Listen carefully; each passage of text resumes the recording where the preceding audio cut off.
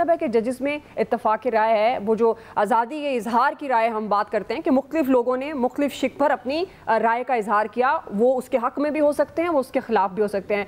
तो अब ये 10-5 के तनाजुर से इस एक्ट को बरकरार रखा गया है। वो जो मैं पहले भी बात कर ली थी, पार्लियामेंट की जो सुप्रीमेसी है, आपको लगता है, क्योंकि इस समातों के दौरान भी हमने ये रिमार्क्स और ये बहस बार बार सुनी कि पार्लियामेंट सुप्रीम है, पार्लियामेंट की बालादस्ती होनी चाहिए, तो आपको लगता है कि इस फैसले के बाद वो बालादस्ती बरकरार है? और वो जो इदारों की हम बार बार बात करते हैं कि इदारों का एक जो तकद्दुस है, एक डोमेन है, वो बहरहाल होनी चाहिए, तो किस तरह से देख रहे हैं आप?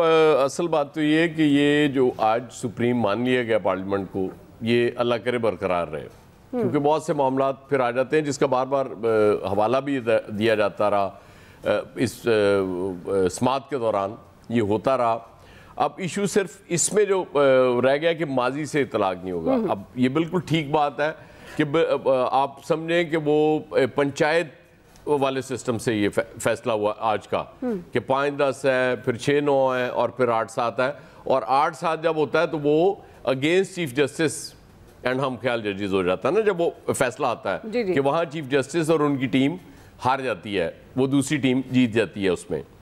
अब मुझे पता नहीं क्यों लगता है, आमिर साहब मुझे बेल आउट करेंगे इसमें, कि गालिबन पार्लियामेंट एक और कानून मंजूर कर चुकी है जिसमें ताहयात नाअहली ख़त्म कर चुकी है। क्यों आमिर साहब, ऐसी बात है?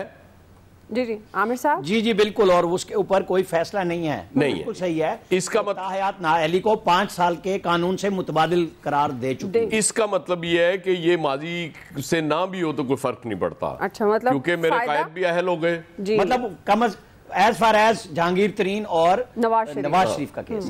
मेरा तो कंसर्न कायद ही होते हैं ना, बाकी तो जहांगीर तरीन होते रहे यार, वो लोगों का कंसर्न होगा। मेरा वो गरीब मारे गए ना, जो नेस्ले टावर वाले थे, वो फाइनल हो गया कि गरीब तो गरीब ही रहेगा, मारा गया। तो मतलब ये उनके ऊपर नहीं जा सके। नहीं, गरीब को तो मारे जाना चाहिए इस मुल्क में, उसका फायदा कोई नहीं है। असल मेरा तो कंसर्न ही सिर्फ मेरे कायद होते हैं। कायद जब बच गए तो फिर बाकी समझने की पूरी कौम बच गई, कोई टेंशन वाली बात नहीं। ये एक चीज मैं क्लियर करना चाह रहा हूं, बहरहाल अब अपील का हक मिल जाएगा। हाँ, अपील का हक भी मिल जाएगा। ये अल्लाह ने बड़ा करम कर दिया। दुआ, अगर आपको कोई इनसे शिकवा हो, ये अपने प्रोड्यूसर से अब आप अपील में जा सकती हैं। सही है सर। सबसे बड़ा फायदा इसका ही हो जाएगा। सर ठीक हो गया जी, ठीक है। मतलब पैनल से भी कुछ शिकवा, प्रोड्यूसर ढूंढा जी, पैनल से भी मैं अगली बात कर रही हूँ ना, पैनल से भी पैनल से भी कहती है शिकायत हो सकती है। मैं अपना खुद को बचाना चाह रहा था, नहीं बच सके हम। जी, माहिर कानून है हमारे साथ हैदर वहीद साहब, उन्होंने भी हमें ज्वाइन किया। वेलकम करूंगी मैं आपको हैदर वहीद साहब। हैदर वहीद साहब, जाहिर है कानूनी तौर पर आपसे पहला बुनियादी सवाल, फैसला आपके सामने 10-5 के तनाजुर से इस एक्ट को बरकरार रखा गया है, क्या कहेंगे आप? और देखें, फैसला जो है वो सामने है, बट रीजनिंग क्योंकि सामने नहीं है, तो let's talk more about the political impact और जुडिशियल इम्पैक्ट। क्योंकि फैसला अब ये क्लियर है कि अब से बेंचें जो हैं, और इस चीज़ का फैसला कि कौन सी चीज़ को एंटरटेन किया जाएगा ओरिजिनल डायरेक्ट जुरिस्डिक्शन में, आर्टिकल 184(3) में या नहीं, ये अब चीफ जस्टिस का नहीं बल्कि एक कोलिजियम और एक कमेटी का फैसला होगा, यानी टॉप 3 जजेस का फैसला होगा।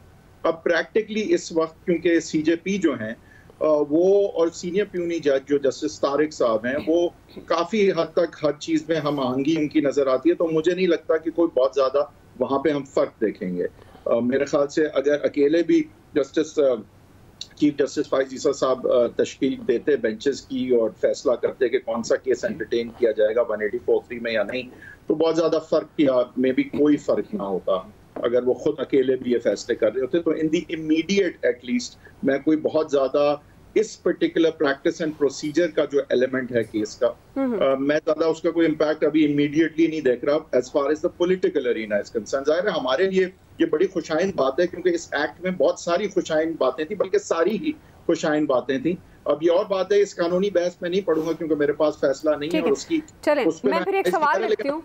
नहीं, लेकिन अपनी देखिए सबसे जो इसमें पॉलिटिकली इंपॉर्टेंट बात थी वो ये अपील की रेट्रोस्पेक्टिव इफेक्ट की ही थी। ठीक है, बाकी तो देखें ये कोई भी इसमें पॉलिटिकल इम्पैक्ट की बात जो है वो ज्यादा नहीं है, यही थी।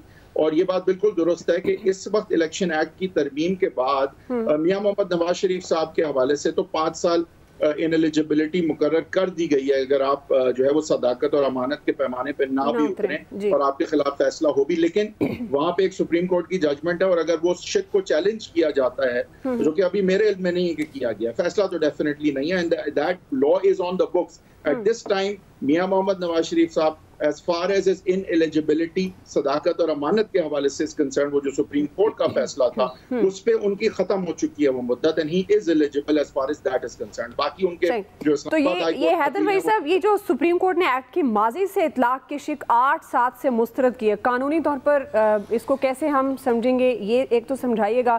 फिर जिस तरह आप कह रहे हैं कि वो जो 5 साल सादिक और अमीन वाला मामला है वो अगर नहीं है, तो फिर इसकी जो अपील का हक है, जाहिर है उस पर भी डिफरेंट राय आ रही है कि अगर अपील का हक नहीं मिलता तो इंसाफ के तकाजे पूरे नहीं होते। तो अब इन इंसाफ के तकाजे से, जैसे आपने आगाज में कहा कि पॉलिटिकली हम बात करते हैं, तो कौन कौन मुस्तफीद होगा फिर क्लियरली? देखिए, पॉलिटिकली तो मैं समझता हूँ एक ही इम्पैक्टफुल इसमें फैसले का है कि वो यही है कि अपील रेट्रोस्पेक्टिवली खत्म कर दी गई है। तो अगर तो JKT for example, I think he will be hurt by this decision. Mian Nawaz Sharif साहब के पास बिल्कुल लाइफलाइन है कानून की अमेंडमेंट के बाद, लेकिन अगर वो कलअदम हो गया तो फिर जाहिर है उन पे भी बड़ा ह्यूज क्या मैसिव इम्पैक्ट आ जाएगा। अभी नहीं है क्योंकि वो तरमीम है, इन द फील्ड है। लेकिन लाइक आई सेड, देखिए पॉलिटिकल इम्पैक्ट वाइज इस पूरे फैसले में सिर्फ और सिर्फ ये एस्पेक्ट है जो इम्पोर्टेंट है, बाकी तो कोई पॉलिटिकल इफेक्ट उसका है ही नहीं। जी तो जी हैदर भाई साहब, एक और मेरा सवाल, सुप्रीम कोर्ट की वर्किंग पर ये फैसला क्या असर डालेगा? आपको लगता है कि अदलिया की साख मुतासिर होगी?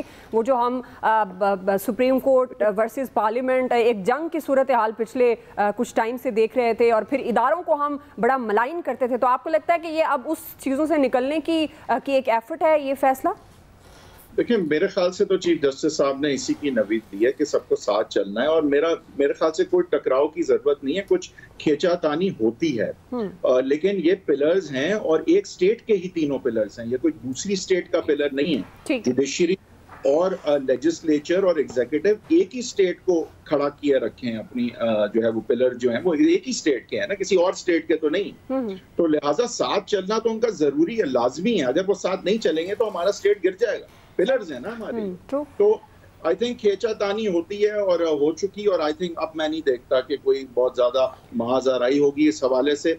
और बहुत खुशाइन बात है कि कॉन्सेंट्रेशन ऑफ पावर्स जो चीफ जस्टिस में थी वो अब नहीं रही। मेरे ख्याल से अपील में थोड़ा सा मुझे डिसअपॉइंटमेंट इसलिए क्योंकि मैं समझता हूँ कि कुछ हिस्टोरिकल रॉन्ग्स थे नवाज शरीफ साहब का फैसला, उसमें मैं एक गिनता हूँ कि अगर उसकी अपील हो जाती तो मैं चाहता कि जुडिशरी ही, मेरा जुडिशल सिस्टम ही, इस मुल्क का जुडिशल सिस्टम ही उस रॉन्ग को राइट करता। तो मुझे थोड़ी उस एस्पेक्ट से डिसअपॉइंटमेंट जरूर है, और आई थिंक यही एक इम्पोर्टेंट एस्पेक्ट है इस फैसले का कि अपील जो है रेट्रोस्पेक्टिवली जो है वो मुस्तरद कर दी गई। सही है जी। For me I understand the practicality of it कि अब 73 से सारे वो अपील करने का हक है किस किस, लेकिन मेरे ख्याल से कुछ रॉन्ग्स राइट हो जाते हैं अगर ये रेट्रोस्पेक्टिव इफेक्ट कम से कम उन फैसलों के हवाले से हम देखते हैं कि some wrongs needed to be put right. Even Bhutto साहब का फैसला